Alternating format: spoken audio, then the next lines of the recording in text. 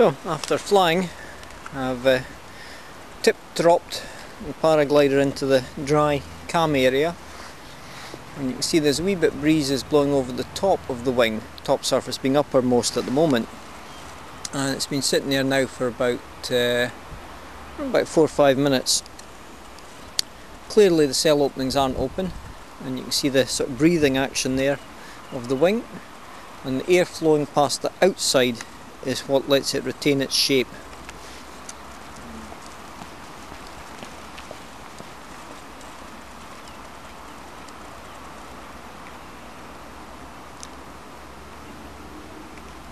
So definitely not ram air.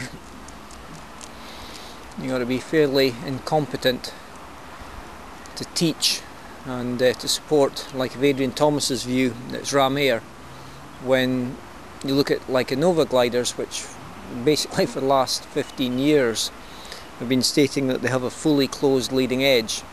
So if you look at my favourite glider, the Comp or the 2-3 Vertexes, the cell openings are set back about 6 inches from the leading edge.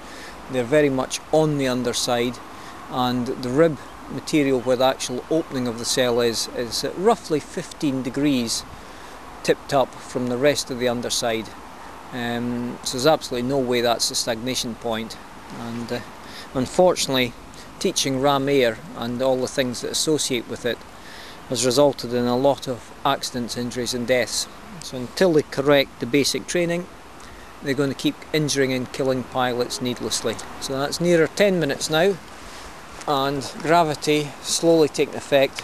Where we don't have airflow in the centre there, or don't have good airflow in the centre, you can see gravity's dropped it down. Where the air is coming through here and passing over the top, that's why we keep seeing this breathing back up. And then we've got a cross flow air here, which again is countering gravity. It's certainly not that it's sealed. You can also see that on polytunnels and fields, where you've got a large field covered with, these are not polytunnels, but the low-level poly covering for low-level crops like cabbages, etc., early growth. If you look at them in the field, when the wind starts blowing smoothly over the top, all the tunnels, which are only 6 inches high, start to inflate and lift a bit to maybe about a foot high, and it's because of the air flowing past the outside, causing a drop not in pressure, but a drop in static pressure. And the difference between static pressure and dynamic pressure inside the wing is what gives it shape in the same way as the polytunnels work.